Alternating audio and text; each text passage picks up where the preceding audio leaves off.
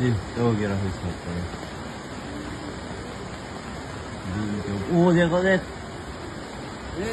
예, 라. 오, 쏴.